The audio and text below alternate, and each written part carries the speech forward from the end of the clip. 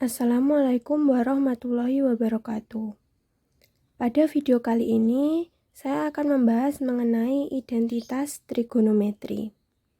Identitas trigonometri ini adalah materi yang berada pada kelas 11 pada matematika tingkat lanjut. Sebelumnya telah dibahas mengenai trigonometri pada sudut yang lebih dari 360 derajat dan juga sudut negatif. Sebelum masuk ke contoh identitas trigonometri, saya jelaskan terlebih dahulu mengenai identitas trigonometri. Identitas trigonometri adalah suatu identitas yang berisi kesamaan fungsi trigonometri di ruas kiri dan ruas kanan. Jadi, identitas trigonometri ini adalah suatu fungsi trigonometri yang dihubungkan oleh tanda sama dengan, sehingga nantinya ada fungsi trigonometri yang di ruas kiri dan juga fungsi trigonometri yang ada di ruas kanan. Nah, identitas trigonometri ini diberi tanda sama dengan, sehingga nanti fungsi trigonometri yang ada di ruas kiri akan bernilai sama dengan fungsi trigonometri yang berada di ruas kanan. Kemudian, cara untuk membuktikan kebenaran identitas trigonometri tersebut ada dua cara. Yang pertama, mengubah bentuk ruas kiri. Jadi, nanti di ruas kiri akan kita jabarkan, akan kita ubah sehingga nanti bentuknya sama dengan fungsi trigonometri yang di ruas kanan. Kemudian cara yang kedua, mengubah bentuk ruas kanan. Sehingga kita memilih ruas kanan akan kita jabarkan sehingga nilainya akan sama dengan fungsi trigonometri yang ada di ruas kiri. Kemudian untuk mengerjakan pembuktian dari identitas trigonometri itu ada catatan, ada beberapa catatan. Yang pertama, kalian harus mengetahui dulu rumus dasar fungsi trigonometri. Ini akan saya bahas selanjutnya. Yang kedua, dalam memilih ruas yang akan kita buktikan, kita harus memilih ruas yang lebih rumit. Kita akan buktikan ruas yang lebih rumit. Kita harus memilih yang ruas kanan atau ruas kiri yang lebih rumit. Selanjutnya, setelah kita mengetahui ruas mana yang akan kita jabarkan, maka selanjutnya kita dapat menjabarkan fungsi trigonometri yang rumit atau sulit dari ruas yang kita pilih tadi. Kemudian yang keempat, jika suatu ruas yang kita pilih itu berbentuk pecahan, maka kita dapat mengali dengan sekawannya. Kemudian yang kelima, bisa dikali silang. Untuk yang kelima ini, nanti contohnya ada jika dua pecahan dengan fungsi trigonometri dan terdapat operasi penjumlahan atau pengurangan. Maka dua pecahan ini yang berbentuk fungsi trigonometri dapat kita kalikan silang, saling kita kalikan silang. Kemudian yang keenam, disamakan penyebutnya. Jadi misal nanti ada operasi penjumlahan atau pengurangan, di mana salah satunya berbentuk pecahan dan yang satunya berbentuk nilai utuh misalnya, maka kita dapat menggunakan cara ini dengan cara disamakan penyebutnya terlebih dahulu. Kemudian yang terakhir, untuk beberapa pembuktian dari identitas trigonometri, kita harus mengingat dua rumus ini. Yang pertama, A ditambah B dikuadratkan sama dengan A kuadrat ditambah 2AB ditambah B kuadrat.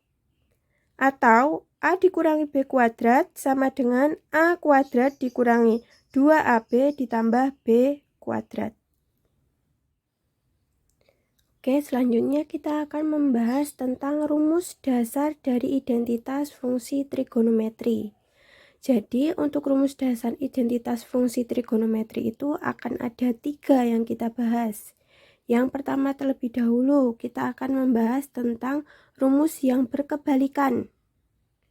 Yang pertama ada sin alfa, dia berkebalikan dengan kosekan alfa, sehingga sin alfa sama dengan 1 per kosekan alfa. Yang kedua, cos alfa, dia berkebalikan dengan sekan, sehingga cos alfa sama dengan 1 per sekan alfa.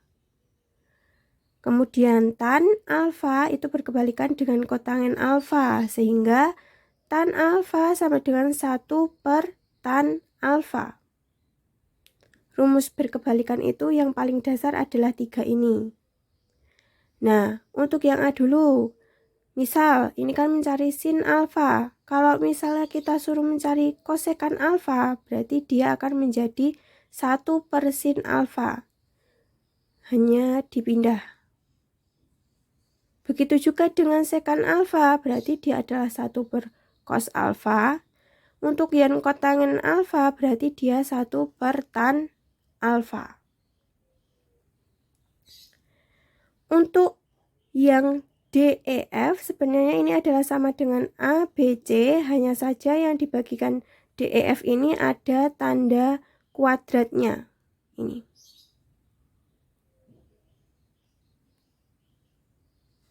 Selanjutnya untuk rumus yang kedua adalah rumus perbandingan. Yang pertama ada tan alfa. Kalau mencari tan itu artinya adalah sin per cos. A dan B ini sama sebenarnya, tapi bedanya cuma ada di bagian kuadratnya, ditambahi kuadrat. Kemudian yang C ini, A tadi kan tan alfa itu kan kebalikan dengan kotangen. Nah, kalau tan alfa sin per cos, berarti kotangennya adalah cos per sin, tinggal dibalik.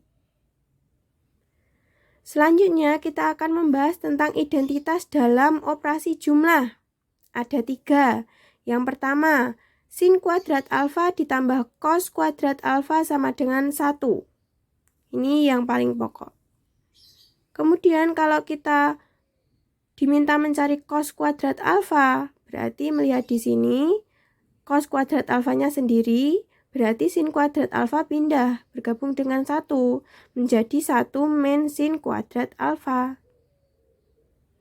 Kemudian kalau mencari sin kuadrat alfa, berarti cos kuadrat alfanya bergabung dengan 1, sehingga kalau mencari sin kuadrat alfa, hasilnya adalah 1 dikurangi cos kuadrat alfa. Kemudian kalau kotangen kuadrat alfa ditambah 1 sama dengan kosekan kuadrat alfa. Cara mengingatnya adalah sama-sama menggunakan kotangen, dia gabungannya dengan kosek. Kemudian yang terakhir, tan kuadrat alfa ditambah 1 sama dengan sekan kuadrat alfa. Bentuknya sama dengan yang B, bedanya kalau yang atas kotangen dengan kosek, yang bawah adalah tan dengan sek. Baik, selanjutnya akan dibahas mengenai contoh soal. Untuk yang pertama, buktikan bahwa 1 plus tan kuadrat alfa sama dengan sekan kuadrat alfa. Pertama kita pilih dulu ruas mana yang akan kita gunakan sebagai pembuktian. Dalam hal ini saya akan menggunakan ruas kiri untuk membuktikan. Ditulis dulu soalnya. Nah, fokus kita adalah di ruas kiri. Fokus kita adalah di sini. 1 plus tan kuadrat alfa. Ini akan kita ubah sampai akhirnya akan menghasilkan sekan kuadrat alfa. Yang pertama, tan kuadrat alfa dulu. Di sini yang lebih rumit, fungsi trigonometri yang rumit. Kita ingat tan kuadrat alfa sama dengan sin kuadrat alfa per cos kuadrat alfa. Kita ganti terlebih dahulu seperti ini. Sehingga hasilnya pada baris kedua adalah 1 plus sin kuadrat alfa per cos kuadrat alfa. Ini adalah berbentuk angka utuh dan juga pecahan dalam fungsi trigonometri. Karena ada angka utuh dan pecahan berbentuk fungsi trigonometri, maka kita akan menyamakan penyebutnya dulu, sama-sama diubah ke cos kuadrat alfa. Untuk yang belakang tinggal ditulis sin kuadrat alfa per cos kuadrat alfa. Untuk yang di depan ini adalah 1. Karena kita mau ubah ke cos kuadrat alfa penyebutnya, maka pembilangnya juga cos kuadrat alfa. Karena cos kuadrat alfa per cos kuadrat alfa itu sama dengan 1. Seperti itu. Sampai di sini sudah.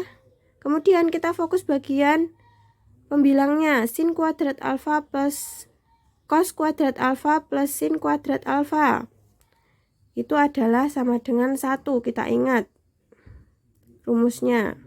Berarti diubah menjadi 1 per cos kuadrat alfa. 1 per cos kuadrat alfa kita ingat itu adalah sama dengan sekant kuadrat alfa. Jadi soal ini terbukti dengan ruas kiri kita jabarkan akan menghasilkan sama-sama sekant kuadrat alfa, sehingga ini terbukti. Selanjutnya kita ke contoh soal yang kedua, yaitu buktikan bahwa kotangan kuadrat alfa ditambah 1 sama dengan kosekant kuadrat alfa. Yang pertama, kita tentukan dulu ruas mana yang akan kita gunakan sebagai pembuktian. Dalam hal ini, saya akan membuktikan dari ruas yang sebelah kiri. Ditulis dulu soalnya sama. Kemudian kita akan fokus di ruas yang sebelah kiri. Akan kita jabarkan sehingga akan mendapatkan hasil yaitu kosekant kuadrat alfa. Di sini ada kotangan kuadrat alfa. Kita ingat bahwa kotangan kuadrat alfa itu sama dengan cos kuadrat alfa per sin kuadrat alfa.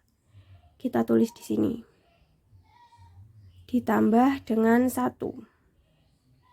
Untuk yang baris 2 sampai di sini.